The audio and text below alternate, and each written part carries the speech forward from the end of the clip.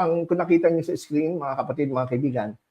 At ito'y na-post ko na rin sa ating Facebook, Brother Paul. At ito'y na-post na natin sa Facebook at marami na rin nakabasa rito. At ang gusto lang natin po ay maging open tayo at i-open natin ang ideas na ating present dito sa ating mga kapatid. No? Ang pamagat po na ating pag-uusapan ngayon ay Seventh-day Adventist Answered, verse by verse on Mark chapter 2, verse 27. The Sabbath was made for man. Kung ating pong babasahin ang Mark 2:27, ito po ang sinasabi. And he said to them, the Sabbath was made for man, not man for the Sabbath. Okay, so as part ng ating pag-aaral ngayon, mga kaibigan, I'm sure marami po tayong mga kaibigan, mga Adventist na nakaka-relate ngayon, Brother Toto. Maraming nanonood sa atin ngayon, gusto natin tulungan sila na maunawaan sapagkat dati rin tayong iba ang ating pananaw at understanding at interpretation sa Bible verse nito. Okay, so present ko dito sa harapan ng screen yung dalawang common argument na ginagamit natin noon to prove that the Sabbath ay ginawa para sa mga tao. Naalala ko nga po noon na mga kapatid, mga kaibigan, na ako'y nakipag-debate noon sa isang malaking church dito, denomination sa Pilipinas, kung saan pinagtanggol ko noon ang Sabbath, dahil Sabadista pa ako noon, Brother Toto. At tanda-tanda ko, itong verse na ito, ang pinaka-strength ko noon, no? Na itong pinaka-bala ko, no? Kasi napakadaling unawain eh. Kasi kung titignan nga naman natin, ang linaw, no? Sabi ni Jesus, the Sabbath was made for man, not man for the Sabbath. So, pagka nagsasabi ang sino man na ang Sabbath ay para lang sa Israel, nagkakamali dahil malinaw dito sa talatang ito na ang Sabbath ay ginawa para sa tao. Hindi ginawa para sa Israel. Kaya kung meron pa tayong pahabol na tanong ng Brother Toto, kung ikaw ay tao ka ba? Siyempre, sasabihin mo tao ka. Kung tao ka, ang Sabbath ay ginawa para sa iyo. Kaya dapat ikaw ay magsasabat. And di ba? Actually, yan nga yung pagkaintindi ko rin as a former Adventist. And I do respect yun nga yung interpretation before. Pero after going through a lot of studies and also yun nga with the access to yun nga, a lot of information when it comes to translation, at saka yung mga original text. Unlike before, di ba? Medyo wala tayo nun. We had to get books from the States. So, basically, Pastor, what you're saying here is that itong arguments na to is what we know already. Di ba? Tayong dalawa. And now we would like to, just to make it clear sa mga nakikinig, na the position now is what we found out after getting access and studying the word deeply. Now that we have access to God's word and the original Greek and Hebrew language, so now ipapaliwanag niyo ngayong gabi yung position after being able to understand now what it really means, unlike before. Tama ba po? Amen. Amen, Brother Toto. No? So, kumbaga, kung meron man tayong makausap ng mga kaibigan natin, kamag-anak na Seventh-day Adventist at i-present sa atin, hindi na tayo magugulat, Brother Paul, kasi alam na natin ito. Pero, siyempre, hindi porke alam mo, nakagisnan mo, nakasanayan mo, tama na. Meron kasing kasabihan na ang isang kasinungalingan, pagka patuloy na inuulit-ulit, nagiging parang tama. At yun ang ayaw natin mangyari. At praise the Lord, by the grace of God, ay kinahabagan niya tayo. No? So, ang pangalawang argument na ginagamit natin, ito, dito tayo namumuhunan noon ng malaking panahon. Yung word na ginamit na man, sa Mark 2:27, in Jesus, the Sabbath was made for man. Sa Greek ay anthropos. Ayun. So, ibig sabihin ng anthropos, lagi natin sinasabi natin, na ito ay human, mankind.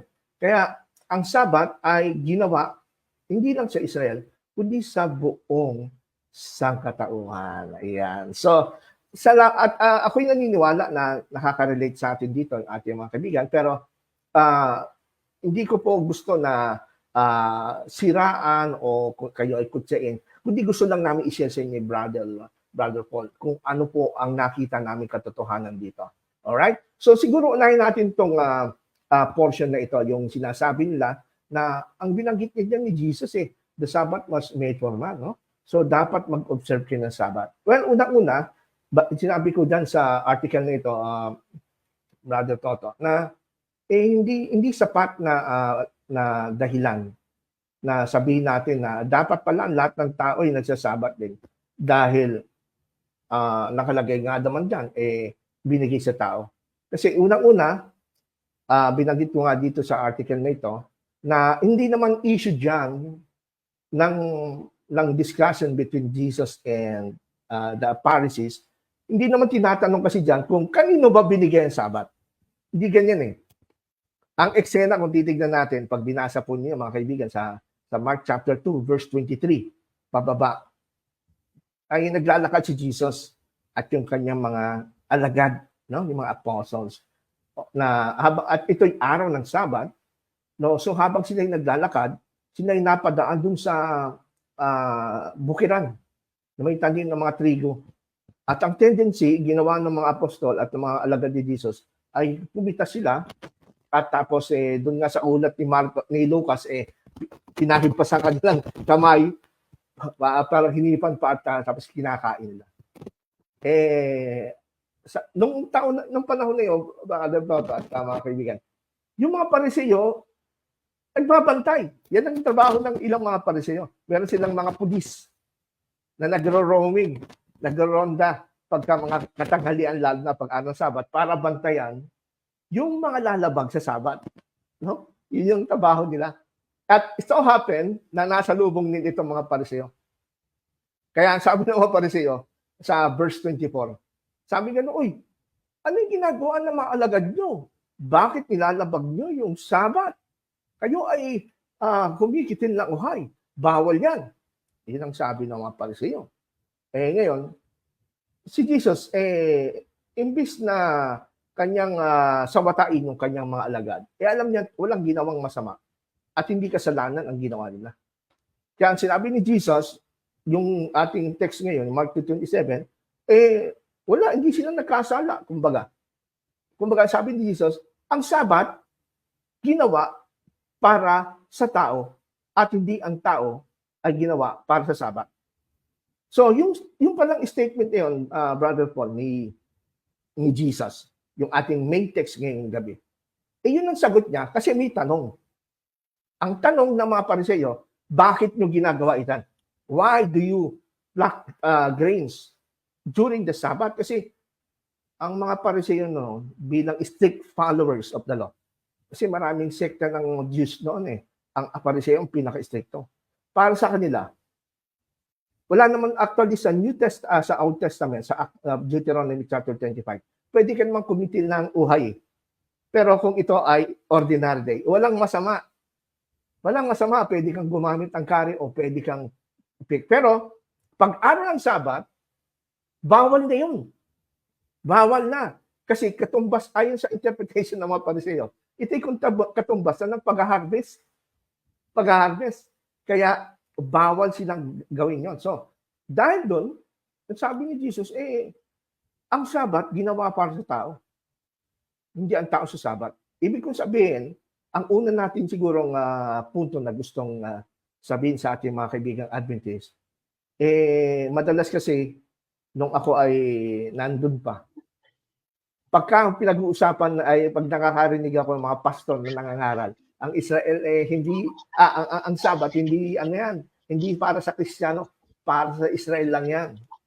Una pumapasok sa isip ko, yung Mark 2:27, mali kayo. Hindi sa Israel lang yan dahil si Jesus ang sabi niya, ang Sabat ginawa sa tao. Without me realizing na out of context yung aking quotation. Kasi kung ating titignan maigi yung usapan na yun, hindi naman tinatanong kung kanino ginawa ang Sabat. Okay. Pastor Ron, for the sake of the listening audience, kasi ang maganda dito is not only understanding itong verses na to na binabasa natin, tama. But at the same time, paliwanag nyo nga kasi nakalagay doon sa inyong binigay na outline you are doing a proper exegesis. So, ano ba yung exegesis at saka ano yung eisegesis para meron matutunan din ng Praise ating God. audience? Ano po yun? Yung Praise the difference. Lord. Ano yung difference? Salamat, buti na erase up mo yan. Tama, nabanggit ko dyan sa article na noong ako'y nandun pa sa kabila, ang ginagamit ko eisegesis. It is a Greek word, eisegesis. Ibig sabihin niyan, yung eisegesis means you are putting your idea into the text. Okay? So, ibig sabihin, halimbawa, Mark 2:27, hindi naman pinag-uusapan kung kanino binigyan ng Sabat. Pero sa akin noon, I don't care kung ano pinag-uusapan. Basta nabasa ko, sinabi ni Jesus, ang Sabat ay para sa tao. Para sa lahat ng tao. In that sense, hindi ko kasi kinonsider yung talagang original na issue o controversy. I consider what is on my mind, yun ang ginamit ko na authority to interpret what does passage na sinasabi ng passage na yun. Kumbaga, I'm putting my idea into the scriptures. Imbis na ako ang sumunod sa... No, you're reading into it. Kumbaga, parang, and this is quite common na napansin ko rin before, na kung hindi talaga maalam yung hindi nagbabasa ng Bible at hindi naintindihan yung konteksto, ang ginagawa ay, yun nga, to defend a position, you read into it para, ayan, ayan, nakikita mo. Kung ano yung alam mo, kung ano yung reserve na knowledge mo. Ngayon, yung na-born again na kayo, at yun nga, sabi nyo sa akin, yung filled with the Holy Spirit. So ngayon, now you're doing the proper way of exegesis. Ano naman yung exegesis? Exactly. Remember, but the Bible is the Word of God. It was inspired by the Holy Spirit. Mm-hmm. It was authored primarily by the Holy Spirit, which is God. Inspired by the Holy Spirit. At sabi nga sa 2 Peter, ang mga propeta ng Diyos ay sila ay habang sumusulat hindi galing sa kanilang sariling idea, kundi kung ano yung sinasabi ng Holy Spirit, sinusunod lang nila kung ano yung sinasabi at mensahe na gusto sabihin. So, dahil I believe na that time, nang hindi pa ako nabuborn again, of course, hindi pa ako regenerated by spirit, patay pa ang aking spirito. Of course, ang nasusunod ko yung flesh, yung aking sariling unawa, na stock knowledge ko. So, human argument, no? Just to win debates, and just to win arguments, I don't care whatever it is, but as long as I know na itong text na ito sumusuporta sa aking belief ko. And then, yun na nga, eisegesis. Kung ano alam ko, imbis na akong sumunod sa Bible, yung Bible lang sumusunod sa akin. Yun ang problema. Yun ang problema natin noon, Brother Toto. But this time, nung tayo po ay na-born again na, at we are now guided by the Spirit, ay iba na. We apply exegesis. Ano naman ang exegesis? Yung salitang ek kasi sa Greek, galing yan sa salitang Greek na ibig sabihin, out of. Ibig sabihin na, ngayon tayo na kay Kristo na, we know already na dapat pag magbabasa tayo ng Bible, kukunin natin kung anong sinasabi ng text. Hindi yung idea natin ang ipapasok sa text. So, exegesis means we are reading out of the text. We are reading from what the Word of God is telling us. Yun ang ginasabi natin. So, ibig sabihin, yung mga dati nating stock knowledge, sinesaside na natin kasi mali. Now we are following the flow and the influence of the Holy Spirit. Naunawaan natin just by reading the context. Yun ang importante. May kasabihan kasi, Brother Paul, na a text without a context is just a pretext. Okay. Ano ibig sabihin nun? Ibig sabihin pretext, sarili mo lang interpretation yan. Kasi hindi mo kinonsider ang context. And what is the context? Yan po yung mga verses na nakapalibot doon sa talata na yun. Merong immediate context, merong remote context. So nakita natin na hindi pala pinag-uusapan doon. Kasi pag binasa mo ang verse 24, Brother Paul, sabi doon, bakit nyo ginagawa yan? Hindi tinanong ng mga pariseo na, oy, kanino mo binigay yung Sabat? Di ba? Nagets mo ba yung point natin? Yun ang pagkakaiba. So just to make clear, itong ginagawa ninyo ngayon at natin sa pag-aaral ay we are not putting our idea into the Bible. We are drawing out of the Bible what it really means. So, bali yung last week nabanggit nga natin yung grammatical at saka historical hermeneutics. Exactly. So kino-consider natin yung words na ginagamit at the same time yung ang audience kung sino yung kausap at Yes. ano yung ibig nilang sabihin nung time na yon. Kung i-imagine Yes. natin na ito lang yung scripture at the time na nabasa and ano ba yung gustong mensahe na ipahiwatig ng salita ng Diyos? Yun ba po ang ibig niya Exactly. sabihin? Alright. Tama po Sige. yan. Napakahalaga Okay. niyan, no? Sa ating mga viewers, pag nagbabasa tayo ng text, alamin mo muna yung setting, alamin mo muna yung mga character, sino mga involved doon. Tapos alamin mo kung paano sila in-apply yung sinasabi ni Jesus. And then right after naintindihan mo na, tsaka mo i-apply ngayon. Opo. Di ba? At Observation muna. observation. Nagustuhan ko rin po yung sinabi nyo last week, natatandaan ko na ang pangbasa ng Bible, hindi pala vertical lang. Yung kumbaga tuloy-tuloy na ganon. Exactly. Ang pagkaintindi ko po, correct me if I'm wrong, is babasahin mo yung scripture horizontally. So, Yes. kaya po full gospel at saka buong scripture kasi tinitingnan natin from the old and today, since ang ating binabasa ay New Testament scriptures, so tinitingnan natin ngayon yung harmony. Tama ba po? Yung harmony Exactly. nung ano yung sinabi noon at ano yung sa panahon ngayon. Kaya nga po, mayroong mga bagay na dapat nating maintindihan. So, kung titingnan natin itong konteksto nga nitong Mark 2:27, ito po ba yung pinapaliwanag niya ngayon na reveals the purpose? Tama ba? Yes. Ano ngayon yan? Yes. Sige po, tuloy niyo na Tama po yung kayo. ano nga yung And purpose. I hope na marami rin ang makaget yan sa ating article. Yan, makikita nyo po yan sa formeradventistph.blogspot.com. Okay? Alright. So, ganun po, no? So, yun ang unang nakita ko dyan na dapat na maunawaan. Hindi pinag-uusapan dyan. Hindi naman tinanong ng pariseo kung kanino binigyan sabat. Kundi ang tanong Correct. ay, bakit kayo ginawa? Ngayon, ang sagot ni Jesus, Bakit nyo nilalabag? bakit nilalabag? Kaya sinabi naman ni Jesus, ang Sabat, ginawa para sa tao. Sa ibang translation, the Sabbath was made to serve man rather than man to serve the Sabbath. Mhm. Actually, yung translation na yan, galing mismo sa translation ng mga Seventh-day Adventist na bibigyan natin, the Clear Word Bible. Ang ganda ng pagkaka-translation ng mga Seventh-day Adventist yan, si Dr. Jack Blanco. Sabi niya, the Sabbath was made to serve man, not man to serve the Sabbath. Ibig sabihin, siyempre, naunang ginawa ang tao bago ang Sabat.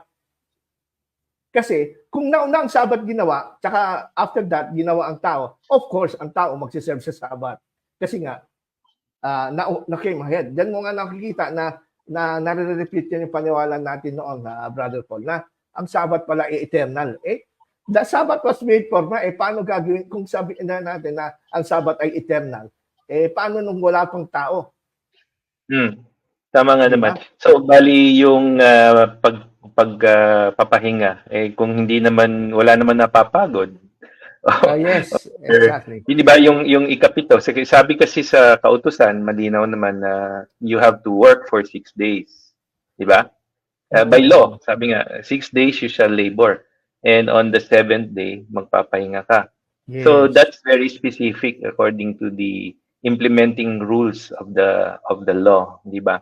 So, going to, yun nga, sa paliwanag nyo, ano ba talaga yung context ng Mark 2:27 with regards to ano yung ibig sabihin ni Jesus Christ? It's not the why, tama ba? Hindi yung why the Sabbath was made, rather hindi by whom, kundi why. Whom. Yes. Hindi whom, pero why. Why was the Sabbath made yung bahon? So ito yung argument tinatawag natin na historical. Titignan natin yung background. So, paliwanag niyo po, ano yung formerly ang pagkaintindi nyo, tapos in contrast ngayon. So, yung why at whom, dati ba ho, anong ang inyong paniwala? It is? I don't care about the context. I don't ang care gusto nyo is, gusto ko yung verse na yan, na ang Sabat ginawa para sa lahat ng tao. To debunk those people who are saying na ang Sabat ay sa Israel lang. So, ang argument is whom. Yung whom ang inyong ini-emphasize. Kanino ba ito binigay? Ngayon, baliktad na. Why? Yun ang why. So, magkaiba yon. Kasi kung whom, ang tinutukoy ay yung kanino, which is man. Exactly. Pero yung context na sinasabi niyo dito, it is Jesus citing why it was made. Tama ba po? Exactly. Kasi po, Okay. Brother Paul, ganito yan, ano? Magiging mali ang sagot ni Jesus sa tanong ng mga Pariseo kung ipipilit natin sa bibig ni Jesus na talagang sa verse ng Mark 27, gusto niya i-emphasize ang Sabat ginawa para sa lahat ng tao, hindi lang sa Hudyo. Samantalang ang tanong ng mga Pariseo, hindi na, bakit nyo nilabag? Tapos sasagutin ni Kristo, kasi ang Sabat ginawa sa lahat ng tao eh. Parang ang layo, di ba? Yung issue is bakit nyo nilabag, yes. Pero ang sagot, kung ang konteksto ay binigay sa tao, malayo yung sagot. Malayo yung sagot. Okay, okay. We know that Jesus is a great teacher and hindi siya pwedeng magkamali sa sagot niya. So para sa mga kaibigan nating Adventist, I suggest lang na igalang natin ang context, respect natin yung sinasabi talaga ng text, kung ano intention ng Holy Spirit, bakit ito nilagay, kaysa tayo ang maglalagay ng ating isip diyan sa text na yan. Hindi pala pinag-uusapan kung kanino. Besides, pagka halimbawa, granting na tama yung paniwala natin noon na gustong ipunto ni Jesus diyan ang Sabat hindi sa Israel lang, hindi sa Sabat.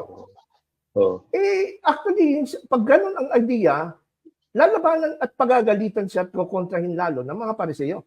Alam mo kung bakit, Brother Paul? Kasi ang mga Pariseo, mayroon silang kaisipan. Meron kasi Book of Jubilees. Hindi ko na nalagay dyan sa article kasi baka sa Book of Jubilees na sinulat noong bago ipanganak si Jesus, meron silang belief na ang Sabat ay para sa Israel lang, which is tama naman. Pero dumating ang time, si Philo, isang Jewish philosopher, siyempre, philosopher na siya, hindi na siya masyado sa theology, siya lamang ang nagsabi na ang Sabat ay para sa lahat ng tao. Si Philo, Jewish philosopher. Pero ang mga theologians, na mga Jews, like the Pharisees, they believe na ang Sabat exclusively sa mga Jews. Ngayon, granting na tama yung mga kaibigan nating Adventist na ang pinupoint out ni Jesus sa Mark 2:37, ay hindi. Ang Sabat para sa lahat ng tao. Bakit hindi ni-raise up ng mga Pharisees ang point na yun? Kasi nakaka-offend para sa kanila yun. No? Nakaka-offend sa kanila yun. So, it is out of context kasi unang-una, ang pinupuna ng mga Pariseo ay yung mga alagad ni Jesus na nakita nilang pumitas ng uhay. Puro mga Hudyo yun. Puro mga Hudyo yun. Ba't naman gagamitin ni Jesus yung idea? Ang Sabat ay para sa tao. Kahit sa mga hintil. Hudyo yung mga alagad niya. So, hindi magkoconnect yung bakit. Hindi magkoconnect. Hindi magkoconnect. Bakit kayo lumalabag? Yung ganun. So, yes. Hindi pwedeng sagutin na kasi ginawa yung Sabat para sa tao. Okay? Kasi ang Sabat ginawa sa mga tao kahit hindi Hudyo. Hudyo yung pinag-usapan na pumitas eh. So nagkakaintindihan na sila na yung yung tanong ng Pariseo na Hudyo sa Hudyo. Exactly alam na nila na sa mga Pariseo nilalabag nila yung Sabat. Tama ba po? Tama, Brother Toto. So kaya nga kung natatandaan mo, meron tayong debate sa isang Seventh-day Adventist layman about Mark 2:27. Sabi ko, context will determine the word. Mali yung ginagawa natin na aalisin mo sa word yung anthropos, di ba? Anthropos, mankind lang yung sinasabi na mankind yan eh. Hindi naman sa Diyos lang mankind. Well, context pa rin ang magsasabi. Okay. Ngayon, ang ginagawa ko kasi nung ako'y Adventist pa, ang ginagawa ko, meron akong trick eh. Ano yung trick ko? Aalisin ko yung word na man, yung Greek na anthropos, aalisin ko dyan sa text, itatabi ko sa mga dictionary. Pag tinignan mo sa dictionary anthropos, mankind, humanity pala eh. Anthropos, mankind, humanity. So, pagkatapos i-define from dictionary outside the Bible, tsaka ko ibabalik siya uli sa Mark 2:27, pagko-combining ko na. Therefore, the Sabbath was made for humanity. So, mankind. Ba't ako nag-arrange sa ganon? Kasi sinabi ng dictionary. Pero mali yun. Dapat, ang magdidetermine ng meaning ng anthropos, yung context. Kaya, yun ang dapat natin iwasan. Pero mo, alisin mo yung word na anthropos sa context niya at ilalabas mo siya, tapos hahanapan mo mga dictionary secular pa na magdi-define anthropos pala, humankind o mankind eh. Sangkatauhan. Hindi lang Hudyo. Tapos ngayon, pagkabalik mong basa dun sa text, nasa isip mo na, the Sabbath was made for mankind. Na bago, pati yung context na baliwala. Hindi na ganun ang ating kaisipan ngayon. Kasi para sa akin, pandiling lang yun eh. Dinodoktor mo ang Bible just to promote your own belief.